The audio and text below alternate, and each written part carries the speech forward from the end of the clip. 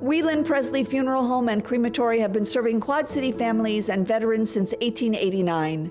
Whelan Presley Funeral Homes are located in Rock Island, Milan, and Reynolds, and are proud supporters of WQPT.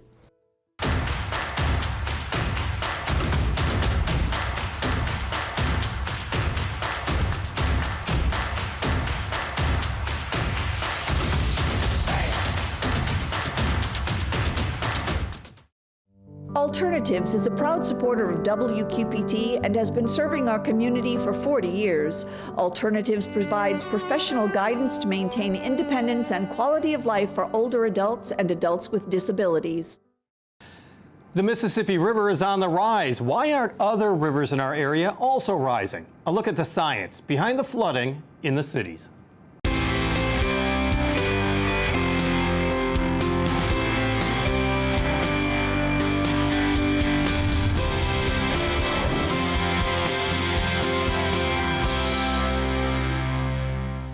It was projected even as the ground was frozen solid and our thoughts of spring were just warm wishes. Back in February, the National Weather Service first said there's an above-average possibility the Mississippi River would flood. Now, in April, and as we head into May, that's just what's happening. So what can we expect? And why aren't other rivers on the rise as well? We talked with the National Weather Service Senior Services Hydrologist, Matt Wilson, who issued that early warning and is ready to update them for us now. So we're facing flooding right now. Any idea as far as the length of time that the Mississippi River could be over flood stage, particularly in the Quad Cities? Yeah, so we just recently went over flood stage here at the Rock Island Gauge in the Quad Cities, and we are expecting to reach a crest from the snow melt at least by about the 2nd to the 4th of May. And then from there, we expect it by the latter part of May to have receded back to below flood stage. And that will depend on any additional precipitation we get, but we expect it to come back down decently quickly and get back in its banks before the end of May. Decently quickly, though. That's almost a month of high water. It is, but it's a lot of water to move through the system. And any additional rainfall, we've seen a few extra events of rain up in the Minnesota and Wisconsin area. That just kind of tags on water to the end of the system. So we got a trailing tail of this flood crest that's going to linger for a little bit. How bad is the snow cover right now, or how deep is the snow cover right now at the headwaters of the Mississippi? So by and large, it's mostly gone. The big snowpack that we had earlier this year melted out in about 96 hours last week.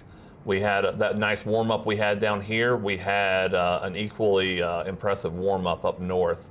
So the snowpack got to 32 degrees and stayed there for about 96 hours. And a snowpack at 32 degrees, all it's doing is melting water. So we went from an area where we had broadly 6 to 10 plus inches of snow water equivalent. Right. And when I say snow water equivalent, I mean if you take a sample of snow from the top of the snowpack all the way down to the ground and melt it, that's how much water is there. Mm-hmm. So essentially you've got a ready pool of water 6 to 10 plus inches deep in some places that was just waiting for it to hit that 32 degree mark and melt out. And so that happened last week. And we've had another snow event up in Wisconsin, Minnesota, where we do have some widespread around an inch of snow water equivalent, and in some places in western Wisconsin, 1 to 2 inches of snow water equivalent. And that's starting to melt back out now. So that's what's adding to that tail that we've got coming down the Mississippi right now. Yeah, they got nailed with snow like La Crosse to the north, and Duluth had a record snowfall this year. I want to double check the number. 137 inches of snow in Duluth, yes. A record. Absolutely, it's been an impressive snow year up north in Minnesota and Wisconsin, particularly considering that most of that snow fell from mid-February on. That's when the bulk of that snowpack created. Because when we issued our first spring flood outlook in early February, that snowpack really was minimal, and we were expecting a moderate to a mild flood season. And over the next 4 to 6 weeks after that, that snowpack just built astronomically. Unusually? I would say it is a bit unusual how quickly it built. We do see a lot of snow in that February-March timeframe. Sure. This was even more than that. And what really made it unusual is how long it stayed and how long the snowpack was able to linger. Because we had that snowpack, 6 to 10 plus inches of snow water equivalent, that lingered into early April. We're usually seeing that snowpack pretty much gone by the end of March. So to have that linger into the first, almost the second week of April was very different for this year. When you were talking about that 96-hour period, that window that was occurring, yes. I mean, is that too fast of a melt? I mean, is that the biggest reason why this is happening? Is that the ground is oversaturated, if not still frozen, and that all that water runs off so quickly? Yeah, that was that's the big push of it, is that we really would have wanted to see that snow starting to melt out towards the end of March, and then gradually melting out. That's the perfect scenario. That is, when it freezes and thaws. So it gets to above freezing during the day, below freezing at night, and we get slow little steady pulses of that water come out over the course of a few weeks. Having it all come out over the course of 4 days is a bad too scenario. much. So what happened is that the ground did thaw relatively quickly, which was a positive. So there was soaking in. There was soaking in, and we were fortunate that last winter when the ground did freeze up, especially in Minnesota, it was they were in a pretty severe drought up there. So there was a lot of capacity for the soils to take up some of that snow melt. But within about 24 to 36 hours, that capacity had filled up really quickly, and the rest of it was off to the races. So take me back to February when all this had not yet happened, and yet you and the National Weather Service had predicted an above normal expectation for flooding in this area. I mean, what was that based on? Yeah, so you knew before you knew, it seems. Well, so we were looking at the snowpack in and around here, which was pretty much minimal. We did, any snow events we had down here in this lower basin were more or less melted in 72 to 96 hours after it fell. So we never really accumulated much snow down here. So we could see from that our flood chances on the tributaries down here was going to be low this year. But as we saw, the models were showing that we were looking at a higher than average precipitation pattern for that end of February to March and early April timeframe. So we kind of, put that into our models and accounted for some extra snowfall. Didn't come to guess that it would be this much extra snowfall and that it would stay around for this long, but we knew that we were looking at an increased threat here on the Mississippi main stem. You have basically 500 miles of the Mississippi River from the headwaters in Itasca, yes, down through Minneapolis, St. Paul, down to Winona, La Crosse, and into our area down to Burlington. About 500 miles that's under some kind of a flood threat right now. Is that unusual this time of year? This is the time of year that we do expect that. This is the spring flood melt, the spring snow melt flood season. So that is particularly interesting that we're still in a flood threat that far up north, because again, normally that snow would have melted out already further north, and it would have already crested up there, and we'd be more towards our crest down here. So because that has hung on so long, and they keep on getting precipitation events up there, where to have it all be in flood threat all at the same time is a little bit unusual, but it is on par for this time of year. Well, and as you said, there is flooding. When we were talking a little bit earlier, there's flooding perhaps backing up, let's say the Wisconsin River further to the north. Is it serious in that area? I mean, because those are tributaries, so of course that's going to add the confluence into the Mississippi. Yeah, so there is, they're getting that snow melt, and then rain and precipitation events are affecting the tributaries further north on the Wisconsin and the Minnesota rivers, and some of the smaller streams and creeks as well that flow directly into the Mississippi. So that is definitely adding to what we're seeing down here. And then as we're getting further down here, we're getting away from the precipitation events and the snow melt. On our tributaries that we have down here, we're actually getting the Mississippi, because it is elevated and our tributaries are not. The mouths of our tributaries and our streams and creeks are starting to see water back up from the Mississippi into them. And we don't expect that to create major problems, but it definitely will be nuisance level flooding there along the mouths of those streams, creeks, and rivers. So what happens with something like the Cedar, the Iowa, the Wapsipinicon, the Rock River? Because this is maybe a dumb question, but if the Mississippi is higher, do they stop flowing? And in other words, they literally do back up and rise. So they don't stop flowing entirely, Okay. but they do. They're not peak. They're not outputting their peak amount, and so we get what we call it in hydraulic. We call it backwater effect, where it seems like it will appear that the water is actually moving upstream instead of downstream. But that's just kind of an effect of a rising stage from that larger river. You can actually see it on from smaller rivers into larger rivers. If you have a large rain event coming down, say, the Rock River, and we've got a large flood wave coming down there, when it hits the Mississippi main stem, it'll actually cause the Mississippi to back up just a little bit there towards Rock Island. So you can see it on all different sizes of rivers. Of river systems. It's just a matter of pressure, and it's a little bit of a physics puzzle. I want to get back to the Mississippi, of course, but I gotta talk. You can't get through a spring without talking about the Rock. The fact that the Rock didn't flood, and let's be honest, a lot of the times is because of ice jams or ice buildups. The Rock was pretty placid this year. Yeah. So a lot of that was due to just the same reason that we didn't build any snowpack down here. It was warm this year. So we had a little bit of ice jam flooding back in late December, early January. And then we had a few instances of ice there towards late January. And by the middle of February, there was no ice on the river really to be found.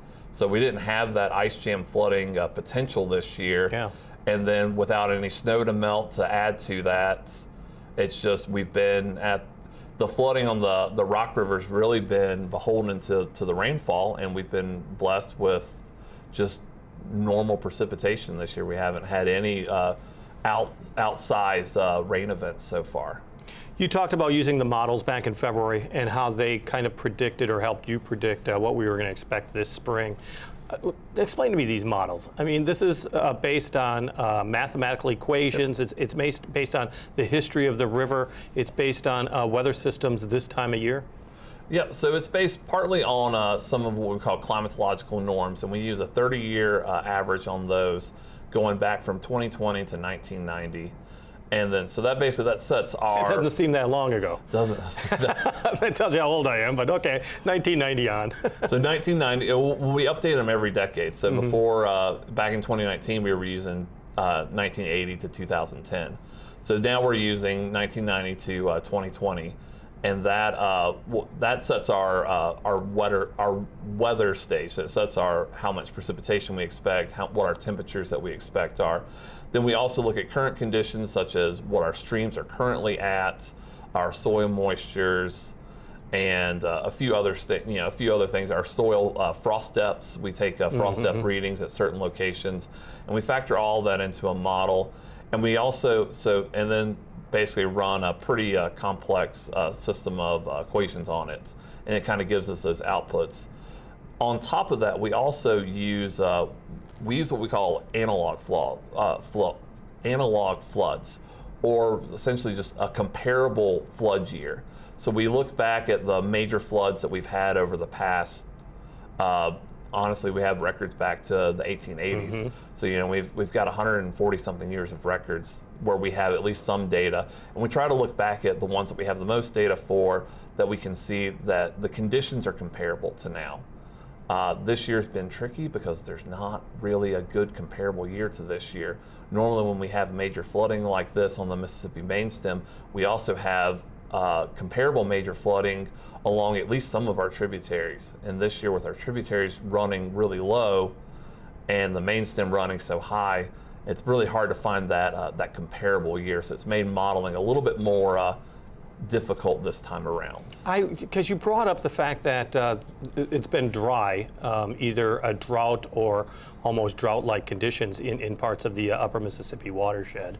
And it's interesting because back in October we were talking about how low the Mississippi River was at Lock and Dam 15 in Rock Island, being at about 4 foot, I believe, which was amazingly low. I mean, people would look and this is incredible. Did all of those things factor into what we're seeing now? In other words, Could this have been worse if the situation was different last fall? Yeah, it could have been worse if we had come upon spring, especially with this amount of snow, with elevated Mississippi River levels and elevated tributary levels. This absolutely could be a record-setting year. We already have a slight potential to set a record, but it's an outsized chance. If we had come in with higher river levels to start with, I would say that likelihood would be even more. Yeah, in the predictability, it was about a 10% chance of reaching closer to a record, which is kind of an outlier. Yeah, it's definitely an outlier. Currently, right now, our forecast is for the Rock Island gauge is for 22 feet plus or minus a foot. Which is high. Which is high. Our high confidence is on the lower end of that scale, so that 21 to 22 feet. And to get from much above the 22 feet, especially 22.5 and up, would really require a couple significant precipitation events here and up north, and then just a bit of bad timing where one of those events hits right on top of our cresting in that early May timeframe. Which we have also seen in the past too, with some devastating flooding.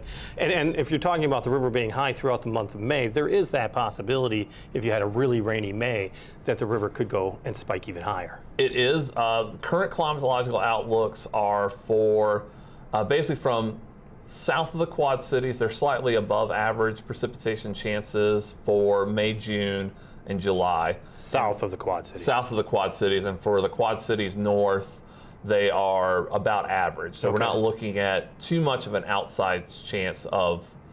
We're not looking at an outsized chance of above average precipitation. It is still possible, but it's not. The model trends aren't looking like that's the most likely scenario. A lot of times some people might say, oh, the Mississippi River is reaching its crest. Been there, hit the high mark, done. What are the possibilities, multiple crests? Because that does occur. It does occur, and it is possible, but the follow-on crest would definitely be due to a follow-on precipitation event. So we would, those are a little bit more, we call them a shorter fuse warnings that we give. The snowmelt crest, we can kind of predict that weeks in advance. It's hard to predict those big rain events weeks in advance. Usually we're more on the line of, a week to 5 to 7 days in advance of those. I take you back to 2019 because I remember the historic crest that occurred in April and then again in May. And there have been times when you saw flooding in the spring and then another quick hit in the summer. I mean, flooding on the Mississippi River is not just a springtime event. Absolutely not. Flooding on the Mississippi River can really happen any time of year from spring through even early fall. Yeah, because April to the end of July seems to be the nervous period of time. Yeah, that's the time that we focus on most, because that's the time that we're really climatologically, we get the large rains here, and we have that snow melt to kind of kick us off that flood season. So, but a large rain event, or especially if we get the remnants of a tropical system that pushes up from the Gulf and really dumps rain into the tributaries, we can see some, even some minor, maybe not quite moderate, but possibly up to the threshold of moderate flooding from something like that, even into the early fall period. Tell me a little bit about modern society right now. When you have to deal with predictability of flooding, you have construction projects that are going on. You know of cities that are building flood walls in certain areas, and it's just pushing the problem either faster down the river or making the problem worse down the river. That has to be factored in as well, but are we being better stewards now? Are you seeing that? Yeah, I think we are doing our best to do the impact statements to try to figure out, if we do this, what does that cause? We're trying to figure out those unintended consequences before we make them. And as far as for our modeling goes, that kind of stuff is built into our modeling, because we use the way that the river works, the way that the river flows. We build that into our calibrations. So we do actually see that, and we're able to incorporate that into our models as well, so that we can give better predictions, even with new advances in either levee buildings or other type of development. The other thing I know you're asked all the time is, it's a 100-year flood or it's a 500-year flood. Explain that one more time for people who are going, we've had 5 100-year floods. Yeah, so when they say 100-year flood, essentially they're saying that the flood has, in any given year, it has a 1% chance of happening. So a 1,000-year flood would be, in any given year, it has a 0.1% chance of happening. So it's a way to kind of try to communicate the threat risk as well as the repeatability of a certain type of flood, a certain threshold of flood. You must love the Mississippi River. I mean, because you said that it's like it's almost being in the big league, trying to study how that river's going to go. Do you also develop kind of a certain respect for the river as well? I mean, the power, the majesty, or just its sheer willingness to go however it wants to go. Absolutely, it's it's one of the greatest natural systems in the world, the Mississippi River Basin. It stretches across 38 states, 4 or 5 Canadian provinces, and flows all the way from the U.S.-Canada border all the way down to the Gulf of Mexico. And inside of that, millions of people, live, work. We grow most of our country's food is grown in that same area. It's an absolutely glorious system, and just to be privileged enough to study it it's really career making for me. Well, and as far as an attribute, I mean, the river is such a major part of our lives in this area. I mean, it's worth its respect. Absolutely, and it's such a powerful system. It does what it wants. We do our best to tame it. We do our best to keep it in line, and it's still, every year we'll see something on it that we'll go, well, I never saw that before.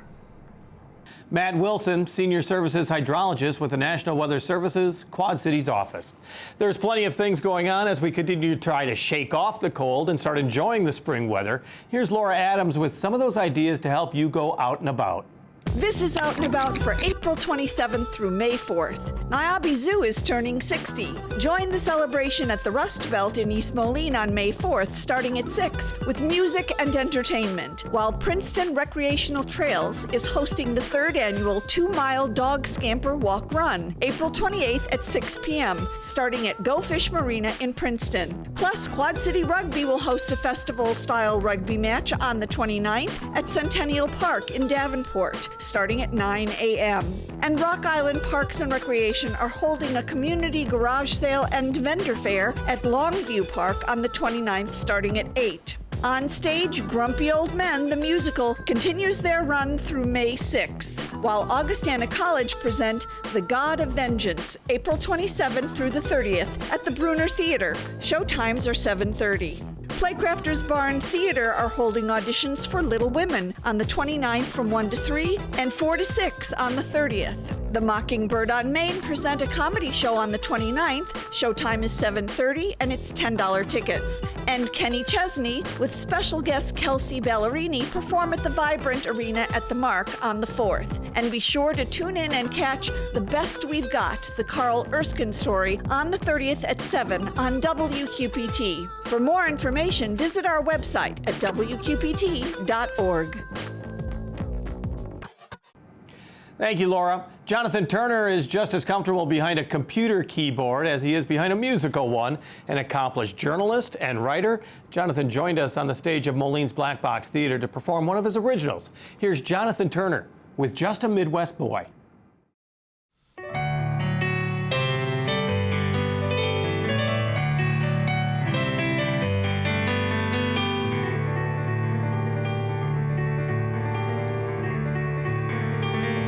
Just a Midwest boy and a Jersey girl, alone in New York, alone in the world. Night after night, the boy and girl wondered if they'd ever find the one, or would their hungry hearts be forever born to run. They thought, where are you? Where are you? Where are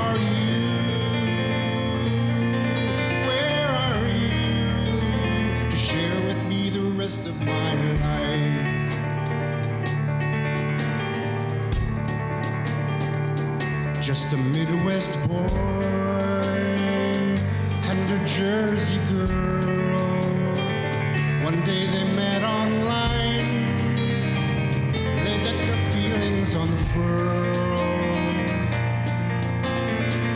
With the touch of a mouse they clicked, got together the very next day. The date she was born, on their date she was reborn to stay. She felt, I found you, I found you, I found you, I found you for the rest of my life.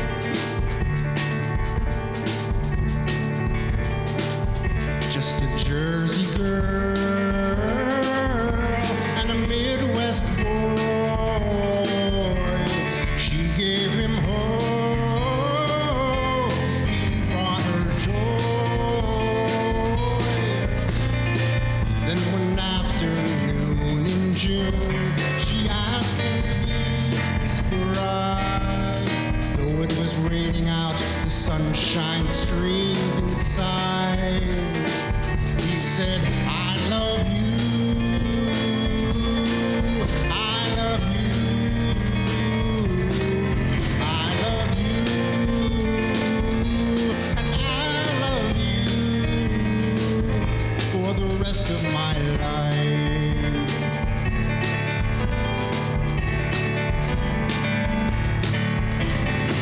Now we're so happy to be here on your wedding day, bask in your glow and let you know that we love you,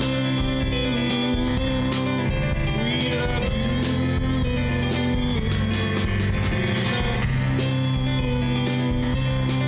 we love you,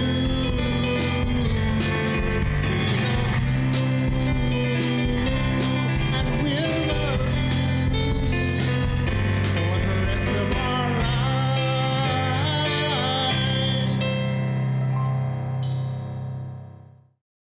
Jonathan Turner with Just a Midwest Boy performed at Moline's Black Box Theater. On the air, on the radio, on the web, on your mobile device, and streaming on your computer.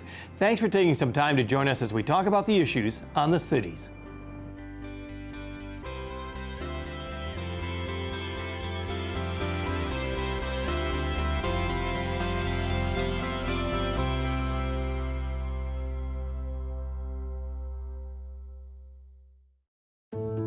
Whelan Presley Funeral Home and Crematory have been serving Quad City families and veterans since 1889. Whelan Presley Funeral Homes are located in Rock Island, Milan, and Reynolds, and are proud supporters of WQPT.